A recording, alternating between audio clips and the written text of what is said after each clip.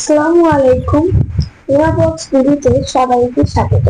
আশা করি আল্লাহর রহমতে আপনারা সবাই ভালো আছেন। আলহামদুলিল্লাহ আমিও ভালো আছি। আজকে আমি আপনাদের মধ্যে নিয়ে এসেছি আমাদের গ্রামে খুবই সুন্দর একটি জায়গা। এই নদীর পাড়ে অনেকদিন পর এখানে আসলাম। এখানে পা রাখতে মনে হচ্ছে যে ছোটবেলার সেই দিনগুলো আবার ফিরে এসেছে।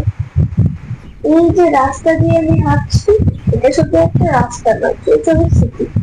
ছোটবেলায় আমরা বন্ধুদের সাথে প্রায় প্রতিদিন এই পথ দিয়ে নদীর পাড়ে আসতাম। কত দৌড়ঝাঁপ করেছি, কত খেলাধুলা করেছি, কত হাসি আনন্দ করেছি। আর সবকিছু চোখের সামনে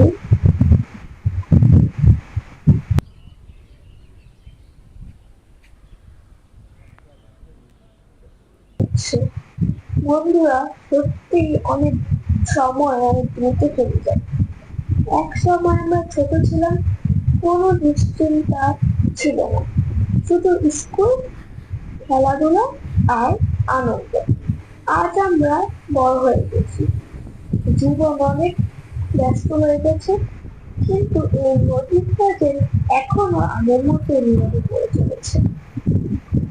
আপনারা দেখতে পাচ্ছেন চারপাশে কি সুন্দর পরিবেশ, সবুজ গাছপালা, নদীর ঠান্ডা বাতাস আর পাখির ডাক, সব মিলিয়ে মনটা একেবারে শান্ত হয়ে গেছে।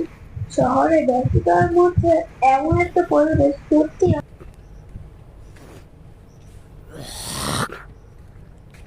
প্রশান্তি দেয়। আমি যখন এই নদীর দিকে তাকিয়ে থাকি, তখন মনে হয় জীবনের যত কষ্ট আর ব্যস্ততা থাকুক না কেন, প্রকৃতির কাছে এলে সবকিছু কিছুক্ষণের জন্য ভুলা থাকা যায়। আল্লাহ তাআলা আমাদের জন্য কত সুন্দর একটি পৃথিবী সৃষ্টি করেছেন, আলহামদুলিল্লাহ। ছোটবেলায় আমরা এই নদীর পাড়ে বসে অনেক গল্প করতাম। কখনো নদীর ঢেউ দেখতাম, কখনো নৌকা দেখতাম। বিকেল হলেই এই জায়গাটা মানুষের কোলাহলে ভরে যেত।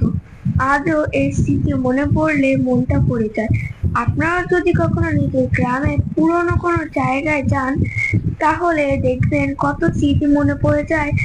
হয়তো সেই জায়গাটা, সেই রাস্তা কিংবা সেই নদী, সবকিছু আপনাকে আবার ছোটবেলায় ফিরিয়ে নিয়ে যাবে।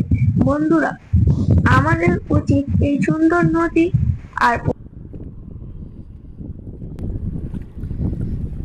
পরিবেশকে পরিষ্কার রাখা, নদীতে ময়লা আবর্জনা না ফেলে এবং প্রকৃতির যত্ন নেওয়া আমাদের সবার দায়িত্ব। কারণ এই প্রকৃতি আমাদের সবচেয়ে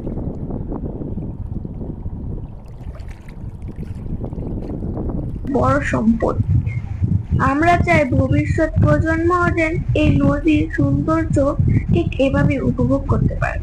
তাই আসুন আমরা সবাই মিলে আমাদের পরিবেশকে ভালোবাসি এবং পরিষ্কার রাখি। আপনারা কমেন্টে অবশ্যই জানাবেন আপনাদের গ্রামের নদীর পাড়ে ছোটবেলায় কোনো মজার স্মৃতি আছে কিনা। আমি আপনাদের গল্প শুনতে এবং পড়তে খুবই ভালোবাসব। যদি আজকে এই নদীর পাড়ে ব্লগটি আপনাদের ভালো লেগে থাকে,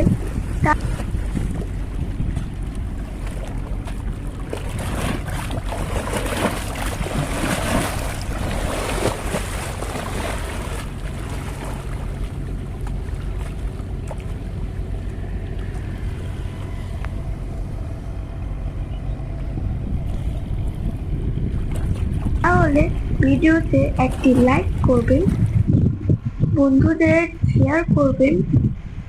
আর যদি এখনো রুনা ব্লগস বিডিতে চ্যানেলটি